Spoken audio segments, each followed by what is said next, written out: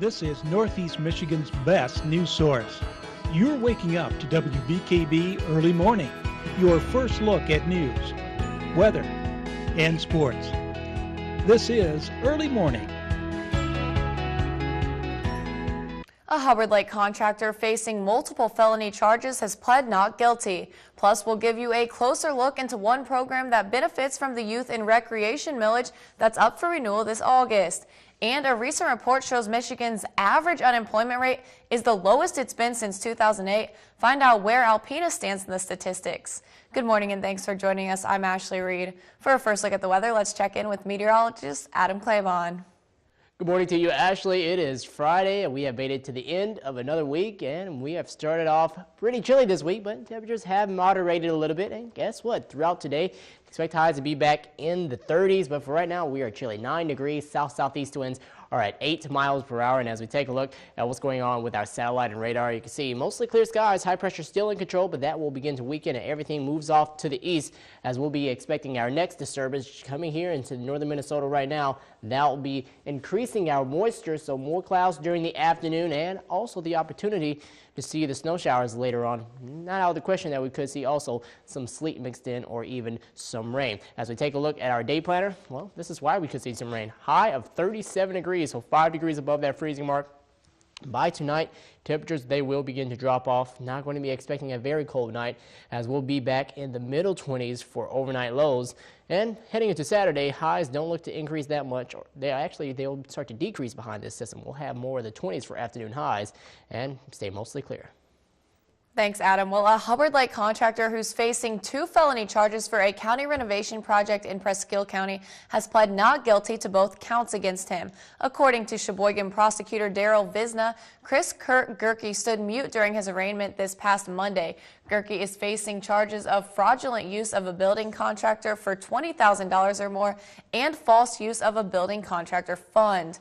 Gerke was hired by the county in September of 2012 to renovate a former Rogers City sausage shop into county offices. He is accused of excluding a handful of vendors in his contract for final payment, leaving the county to pay the additional bills. Well, we're interested only in getting back the money that we overpaid, which was actually obligated by the contractor and not by the county. As far as trying to pursue any felony charge, or we just would like to receive our money back. The county paid the additional parties with a $20,000 retainer that was originally supposed to go to Gerke once the project was completed. If convicted on both charges, Gerke could spend up to 13 years in jail. Gerke will be back in court March 24th. If his attorney and Visna cannot come to a settlement, a trial date will be set. And a recent report shows a drop in Michigan's overall unemployment rate, but the unemployment rate here in Northeast Michigan is still quite a bit higher than that average. According to data from the Michigan Department of Technology Management and Budget, Michigan's unemployment rate in January dropped to 7.8%, down from 8.3% in December. This is the lowest rate since May of 2008. However, in Alpena County, the average unemployment rate is still sitting at about 9.5%. In our area, it just seems to be a little bit higher, a little heavier, and I guess we always have been. So if you look at our past numbers, 9.5 still is lower than it has been in the past, but there's many people that are still looking for work, and we need to get them retrained. Michigan Works in Alpena assists in training the unemployed workforce through on-the-job training programs and educational incentives. They are currently holding prep classes to help job seekers be better prepared. Once someone attends one of the prep classes and demonstrates 4 areas of preparation, they will then be invited to attend the Michigan Works Career Fair in early April, which is expected to have at least 50 prospective employers. Anyone interested in attending a prep class or learning more information can call Michigan Works at 989-356-3339. The next class will be held March 13th. And the Youth and Recreation Committee supports endless programs and facilities throughout Alpena County, but this August, the question to renew the millage will be on the voting ballot. WBKB reporter Lindsay Idaluca spoke with one group that expressed how much the millage means to them. Ready? 5, 6, 7, 8. The counting has begun, not just for this Spirit Squad, but for all youth and recreation programs in Alpena County, as they wait until voters can check yes or no on their ballots on August 5th to renew the 4-year half-a-mil millage. Well, the purpose of the millage is to develop and improve recreational sites in Alpena County and to support recreational activities in Alpena County. Activities like Alpena Spirit Explosion, who now have an adequate practice facility thanks to funds from the last Youth and Rec millage. It's the only place that we have to practice, so it's a very important place. I think it's very important that they vote yes, because this facility is used for way more than just the gymnastics and the cheerleading. There's other groups that use this, and I know our kids really like being here. The millage brings in about $488,000 per year. The projects are totaling $449,774. Jeff Kowalski, an Alpena County commissioner, says that if the mill doesn't pass, many things will suffer. Oh, there'd be so many projects that would be left on the table. There's a lot of recreation, there'd be a lot of recreation sites that need improvement, and then all the recreation projects that would be happening at those sites and elsewhere. They'd be, quite a few may be left on the table. But the millage funds stretch far beyond the county walls in which it builds. We spend a lot of time on building relationships with others and how to work well with others. It aids in building character. Presque County commissioners are continuing to search for a new way to finance the courthouse after voters rejected a proposed millage in November. The county hoped to borrow $4.1 million to demolish the old courthouse and build a new one. After a negative response from voters, the board decided to take the matters into their own hands.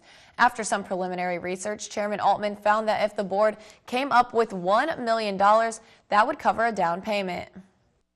Building has basically retired its useful life, and it's not as easy as replacing a roof or something. I mean, we have some other issues, particularly security, court security, and so on. That we had some mold issues there in the building. The third floor is vacant now. Altman says they already have nearly $500,000 in a courthouse construction fund, plus some extra money in other funds like the Revenue Sharing Fund and Tax Reserve Fund that may be able to be used. Right now, commissioners are just looking at all of the numbers as well as bond options to try to identify all potential sources of money. The renovation would cost a total of around $4 million. When WBKB Early Morning returns, it's the last day of the week, and you know what that means. It's time for Fitness Friday. Sarah Morrison from Bay Athletic Club explains Tabata training. Stay tuned.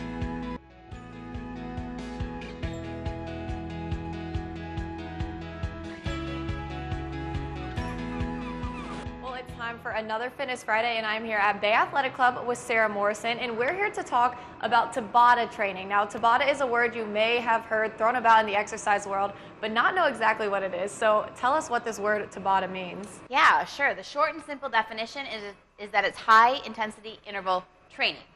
And it actually originated in Japan.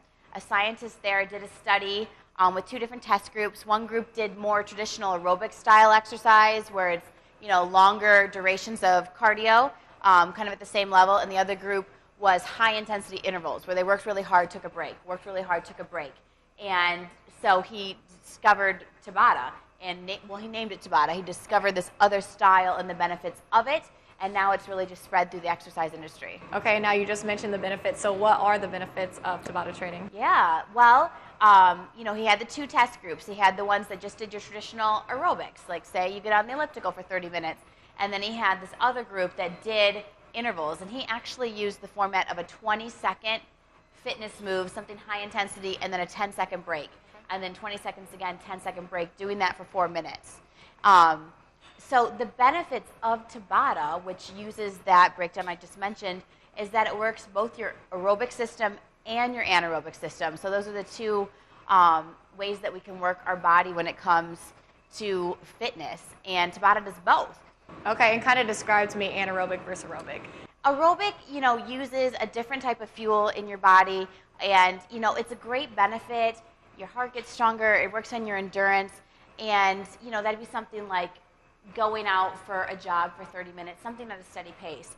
Anaerobic uses a different fuel source and trains your body a little bit differently, and definitely focuses on muscles a little bit more. And an example of an anaerobic exercise would be like sprinting, something you can't do for a longer duration. Okay, well, let's try it. So as I mentioned, a traditional Tabata workout is going to be 20 seconds on, 10 seconds off. And you can do that with any move that's going to be challenging for 20 seconds. So a great one you could do at home would be high knees. Ashley will show us high knees. High knees. Yeah, bust out some high knees. So if she did this for 20 seconds, and she's got her stopwatch, and then she stops and she takes a 10-second break, you can take a break. We'll make her do the whole 20 seconds. And then at the next 20-second mark, after that 10 seconds is up, you do it again. Okay. So you would do that for 4 minutes. So 8 times in 4 minutes. Yeah, which could be kind of boring. When I do a Tabata workout, what I like to do is maybe combine 2 moves together, and I sometimes do a cardio and a strength move. So you could do your high knees, take a break, and then bust out some squats for 20 seconds. Go ahead, bust out. She's got great squats. Perfect.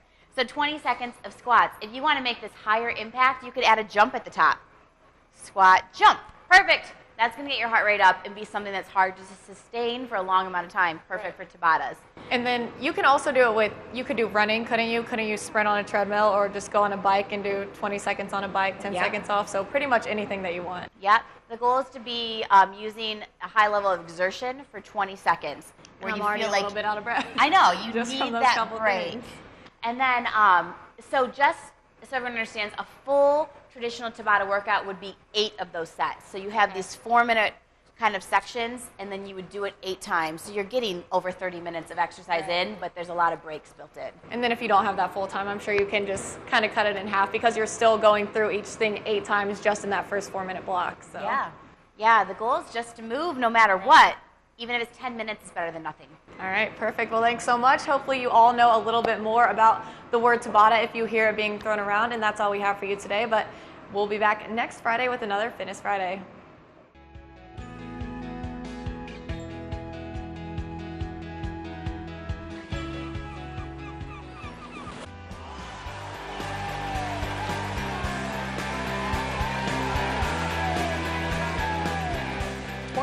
Straight wins, 5 consecutive district titles, and 4 conference championships in a row have all gone to Posen's girls basketball team. Last night, the Lady Vikings headed north looking to not only continue their most memorable season to date, but also hopefully bring home their school's first ever regional title, taking on Brimley in the Regional 31 final. First 90 seconds of the game, Corinne Hinska puts Posen up 4-2. She led with 28 points. Brimley responds on the next play. Tabitha Graham from 3-point range. The Bays start to take over. 30 seconds left in the third quarter, and Archambault makes it 9-6 Brimley. Out of the break, Ashley Myers gives Posen a 4-point lead, and the Vikings never look back. Jenna Hinska, the long ball. Posen ends the half up 8 and goes on to win 56-37. So after last night's win, Posen improves to 25-0. The Lady Vikes will play Crystal Falls Forest Park in the state quarterfinals Tuesday night at 7. The location is still being determined. And tonight, boys districts continue the final bracket right here. Alcona and Mayo playing in Oscoda at 7. Augrey Sims in Atlanta tip off at 6 tonight down in Augrey, while Hillman and Onaway tip off in Hillman. That game is also scheduled for 6. Right here in town, Alpena welcomes TC West at 7. Tickets are limited, so if you haven't already, organizers encourage fans to stop by the high school today and buy tickets. Last night at the Breslin Center, Michigan State looked to end its first losing streak of the season. Tied at 21, Gary Harris buries the 2, and the Spartans come back with the loose ball right after. Denzel Valentine behind the arc. However, State ends the half down 2. 5 minutes left in the second half. Adrian Payne makes the tough turnaround. He ends with 14. Iowa now cutting its deficit. Jared Utah misses the 3, but getting the cleanup is Aaron White. Shot clock winding down. Kenny Kaminsky goes in the corner. State wins 86-76, ending its 2-game losing streak. Going over to Northern Lights Arena, hundreds of girls hockey players are a couple hours away from taking the ice in the Rec State Tournament. This weekend, Alpena will be represented by one team that is made up of Greater Alpena girls ages 12 to 19. Women's hockey is currently the fastest growing sport in college, and from this year's team, one player is moving on to the collegiate level. The girls have played in 29 games across the state so far this season, all leading up to what they hope is a successful weekend. I think we're prepared. The girls have worked hard. They have mastered a lot of the skills in order to make them competitive, and it's going to be a great opportunity for us to represent Alpena. Games start today and will continue through Sunday. The girls play Marquette at 5 at Northern Lights Arena, while Saturday morning they take on Traverse City at 11:30 and Sheboygan at 7:30. Sunday's action depends on the results, so for more information, go to their website, alpenagirlshockey.org. At Joe Louis Arena last night, Nicholas Lindstrom will forever wear the number 5 as his jersey was raised to the rafters prior to last night's game. The former Red Wing played his entire career in Detroit, tallying 264 goals in the 1,564 games he played. Lindstrom was a 7-time Norris Trophy winner as the NHL's best defenseman. He also won 4 Stanley Cups and appeared in 11 All-Star games. His jersey is the 7th to be raised to the rafters. David Langlois also having a big night, making his Red Wings debut in his home state of Michigan. First period, Joachim Anderson to Nicholas Kronwall. Backhander is good. Detroit up 1-0. Tied at 1 in the second, Thomas Yurko makes the power play goal. That's his 5th of the year. But Colorado comes back in the third. P.A. Parenteau gets the rebound, knotting it at 2. This one ends with 30 seconds left in overtime. The Wings play the Devils tonight at home. And that's it for your sports this Friday morning, but be sure to tune in later for highlights and scores from local boys district games. Ashley, back to you. Thanks, Shannon. Well, for an extended look at the weather, let's turn it back over to meteorologist Adam Claiborne. Adam. Okay, Ashley, we are going to take a look at just how cold temperatures are here in northeast Michigan in comparison to what we see over on the western shores of lower Michigan. 25 degrees actually in Traverse City, while over here in Alpena, 9 degrees. 15 down in Tawas City and 15 also in Rogers City. So you can notice how that milder air mass is starting to make its way in and is being felt on the end as you get the farther you go to the west. That will be in store for us by the afternoon, so expect temperatures to really start to increase. And you see these 30s back here, back into Omaha and also in Bismarck. That is what we will be seeing for afternoon highs throughout the day as this next disturbance does come in. We do have a warm front that is associated with that as well, so that is another reason why temperatures are going to be really increasing. Currently sitting mostly clear, not seeing any clouds across the area. As you go off to the west, you see that moisture is beginning to pick up here into the UP, some snow showers as well as some mixed precipitation. We'll be also waiting for that by the time we head into the afternoon with temperatures just a tad above the freezing mark. That is why we will be seeing the opportunity for maybe sleet or maybe even just a rain-snow mix. Current winds 8 miles per hour here in Alpena, but for most of us here, seeing calm winds. Oscoda is currently at 0 miles per hour, and as we look at our current wind chills, 3 below. Pretty chilly out there. 60 degrees currently in Houghton Lake and sitting at 1 in Rogers City.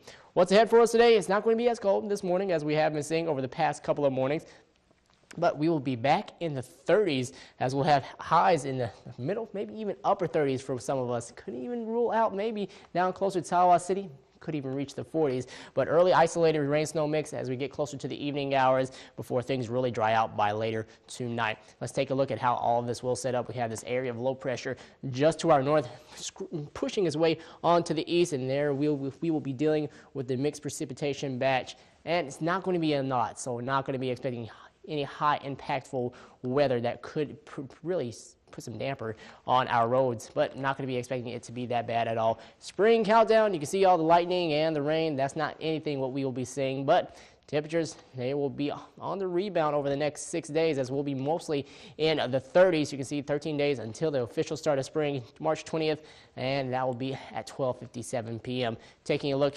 at Futurecast, you can see how the next system does come by. Not really that much moisture to play with, and then once it does pass on through, we'll be expecting that those scattered rain and snow showers will be out of here by sometime later tonight. Day planner, 37 degrees, 24 degrees for your overnight low tonight. Maybe some rain and snow early before things really start to clear out. West-northwest winds at 5 to 10 miles per hour, and that will actually usher in a cooler air mass for Saturday, so no 30s on Saturday, only 28 degrees before they do return Sunday and Monday with our next 2 disturbances. And then by middle of next week, that's when another cold air mass comes in. Back in the 30s, that makes me so happy. Thank you, Adam. Well, coming up next on WBKB Early Morning, a move to change the way the military handles sexual assault cases failed in the Senate yesterday. More details on that after the break. Good morning and welcome back. I'm Ashley Reed. In national news, bowing to pressure from the Pentagon, the Senate kills a measure that would have changed the way the military handles sexual assault cases. CBS's Susan McGinnis is on Capitol Hill with the details. The motion is not agreed to. A move in Congress to combat a growing number of sexual assault cases in the military failed in the Senate Thursday. The bill, which New York Senator Kirsten Gillibrand has been championing for the past year, fell 5 votes short of moving forward. None of us will walk away. We will not stop our efforts. Last year, more than 5,000 cases of sexual assault were reported in the military, a 60% jump from 2012. The Gillibrand bill would have stripped unit commanders from deciding whether or not to prosecute cases because she believes that keeps victims from moving forward. But her opponents disagree. If you don't have the commanders as part of the solution, they are part of the problem. Missouri Senator Claire McCaskill led the effort to filibuster the Gillibrand bill. McCaskill has her own legislation, which keeps prosecution within the chain of command, but allows for more checks and balances. The Gillibrand bill's defeat comes as a top Army sex crimes prosecutor faces his own accusations. The Army suspended Lieutenant Colonel Joseph Morris and is investigating claims he groped a female Army lawyer in 2011 during a legal conference about sexual assault. Susan McGinnis, CBS News, Washington. The Senate is scheduled to vote on the McCaskill bill Monday. Now we're going to take one last look at weather. Adam?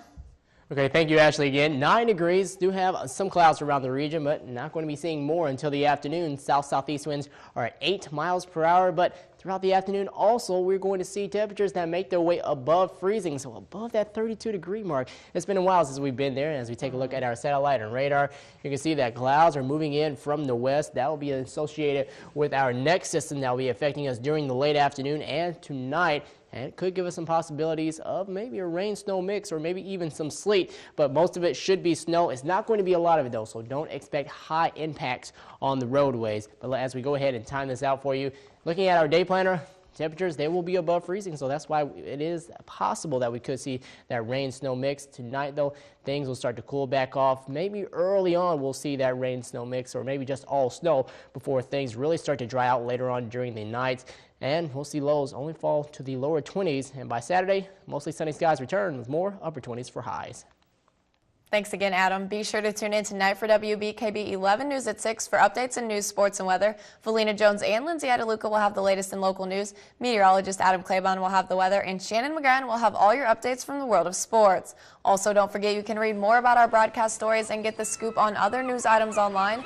Just visit WBKB11.com for sports, weather, and news updates anytime, day or night. Or add us on Facebook at facebook.com/WBKBTV. That's all we have for you today on WBKB Early Morning. Thanks for watching. Good Morning America is up next.